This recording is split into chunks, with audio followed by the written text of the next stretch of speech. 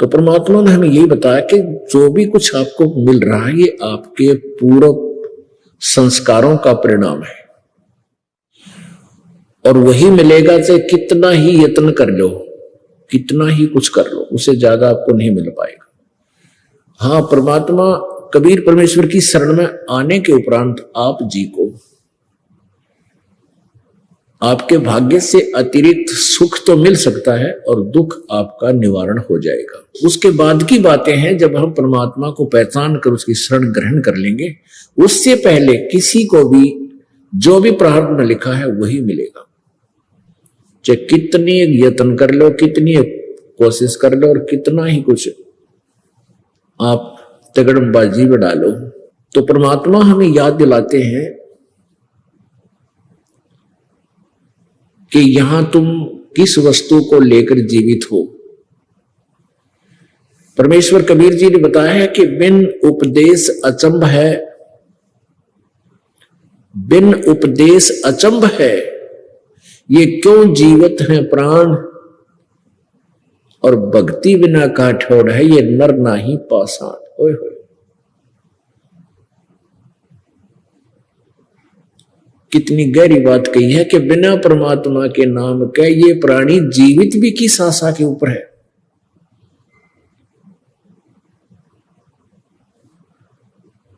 और भक्ति बिना कहां ठोर है, ये नर नहीं पत्थर है, ये जो भगवान के निकट नहीं आ रहे। अगम निगम को खोज ले और बुद्धि विवेक विचारे, उदय अस्त का राज मिले है तो बिन नाम बेगारे। ओए होए, परमात्मा कितनी प्यारी बात कहते पुण्यात्माओं, आप जी के ऊपर इतना नशा कर रखा है इस काल में। 3 इंजेक्शन लगा रखे हैं जन्म होते ही, और फिर रह रहकर फिर बौछार होती रहती है, रजगुण ब्रह्मा जी से, सतगुण विष्णु जी से, तमगुण शिव जी से। और हम इतना कुछ ज्ञान सुनकर भी थोड़ा सा एक बार अंगड़ाई सी लेती है ये आत्मा, और जो ही सत्संग बंद होता है उसके बाद फिर वही ये कर दूं वो कर दूं, चल भाग जल्दी, चलो वहां चलेंगे, वो करेंगे, अन्ना जाने घर पहुंचन पावा कि ना पावा पर प्राणी। तो हमारी इतनी भूल डाल दी, इतना प्रेशर दे दिया इस प्राणी ने। तो परमात्मा फिर अपने जैक से इस प्रेशर को उठाता है, हमारी बुद्धि को क्या बताता है, अगम निगम को खोज ले बुद्धि विवेक विचारे, उदय अस्त का राज मिले है तो बिन नाम बेगारे। ओहो, बेगार कहते हैं 3 लोक का राज जीव को जय कोई दे, और लाख बधाई के करे जय नहीं नाम तेने। अपने आत्मा विचार करना, हम अपने जोड़ जुगाड़ में इस पेट के लिए, अपनी रोजी रोटी के लिए सारा जीवन बर्बाद कर देते हैं और हमारा गुजारा बनता नहीं, कुछ ना कुछ त्रुटि रह ही जाती है और मृत्यु ही हो जाती है। लेकिन हम जो सोच रहे होते हैं वो कंप्लीट नहीं होता, और हो भी नहीं सकता, क्योंकि हम ऐसे स्थान पर रह रहे हैं जैसे सन 2000 के अंदर 26 जनवरी का वो दुखमय दुखदायी दिन आज भी हृदय से हटता नहीं। भारतवर्ष अपना गणतंत्र दिवस मना रहा था और सुबह सुबह 8 बजे एक भूकंप आया गुजरात में। 3-3, 4-4 मंजिल के मकान बना रखे थे, कोठी, जिसमें सारा जीवन खो दिया था बनाते बनाते। और वो भूकंप के अंदर वो पूरा शहर का शहर नीचे उथल पुथल हो गया, दब गए। उन्हीं महलों के अंदर, मकानों कोठियों के अंदर दब कर मर गए वो व्यक्ति जो सारा जीवन कोठियां बनाने पर लगे रहे। ओए होए भक्त आत्माओं, ये सत्संग के जो वचन है परमात्मा की अमृतवाणी के, ये एंटीबायोटिक है, ये हमारे नशे को उतार देंगे। लेकिन हमने प्रॉपरली ट्रीटमेंट कराना पड़ेगा, लगातार यहाँ आना पड़ेगा। सत्संग से जाने के बाद तो वह संसारिक व्यक्ति ही आपको मिलते हैं। उसने एक कोठी बना ली, उसने कार ले ली, उसका लड़का नौकरी लग गया, उसके लड़के ने इतनी कमाई कर दी है, उसने ऐसा कर दिया, यानी वो इंजेक्शन आपके वहां जाते ही लगने शुरू हो जाते हैं। और यहाँ आकर के हम एंटीबायोटिक इंजेक्शन देते हैं आपको, कि वो क्या बताते हैं, अगम निगम को खोज ले, भविष्य के बारे में जरा सा विचार करो, और बुद्धि विवेक विचार, थोड़ा सा विचार कर गहराई से अपने दिमाग से सोचे। उदय अस्त का राज मिले तो बिन नाम बेगारे। ओहो, अब राजा कौन बनता है?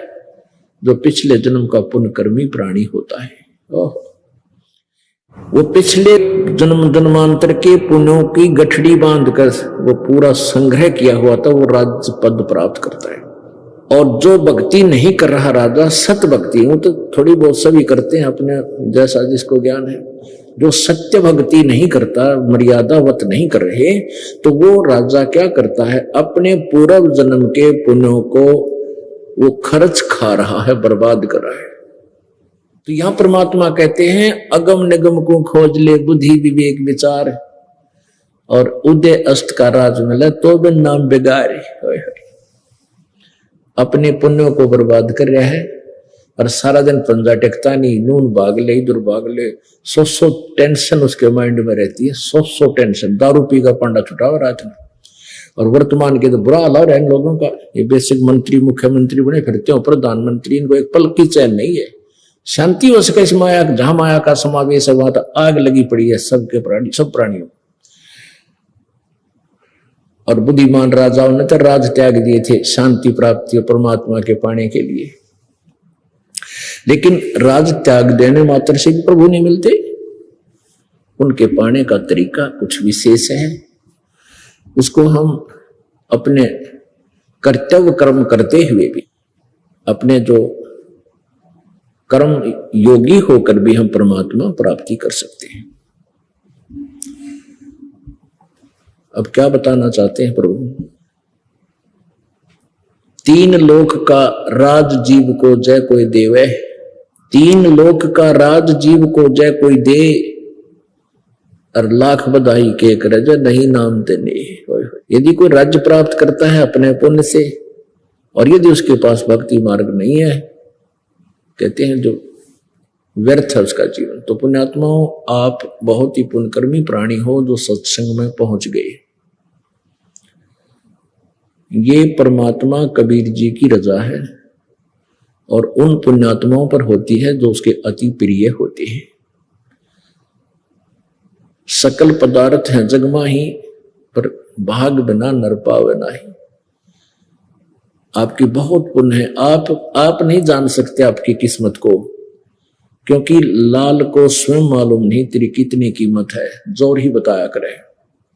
ये दास जौहरी है और आप जी की पिछले पुण्य कितने हैं ये आपको नहीं मालूम। लखबर सूरा जो जही लखबर सावत दे, लखबर यति जहान में जो तो सतगुरु शरणा ले।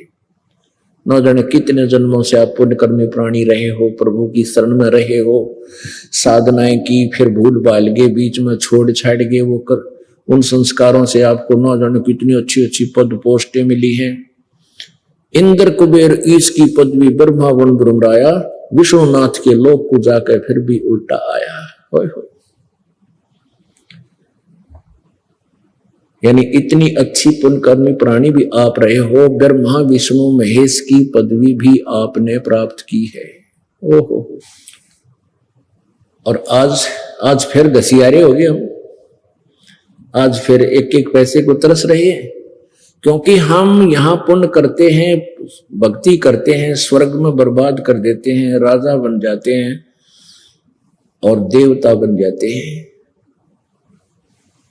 और अपने पुण्यों को बर्बाद करके फिर भिखारी बन जाते हैं। इस चक्कर को परमात्मा ने आके हमें समझाया है। तो क्या बताते हैं, परमेश्वर ने आके आवाज लगाई, चारों युग में संत पुकारे, कूक कया हम हेल रे, हीरे माणिक मोती बरसे, ये जग चुभता ढेल रे।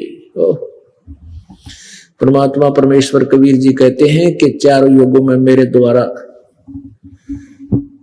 दिए गए ज्ञान को मेरी प्यारी आत्मा, उन श्रेष्ठ आत्माओं संतों ने भी आवाज लगाई, रुक के मारे, हेले दिए, और मैंने भी आवाज लगा लगा के जगह जगह खड़ा होकर के ऊंची आवाज में गा गा के तुम्हें ये ज्ञान दिया, लेकिन हमें ना पहचान कर तुम इस शास्त्र साधना रूपी डले ढो रहे हो, जिससे तुम्हारे साथ कितना कष्ट हुआ, कितना दुख हुआ।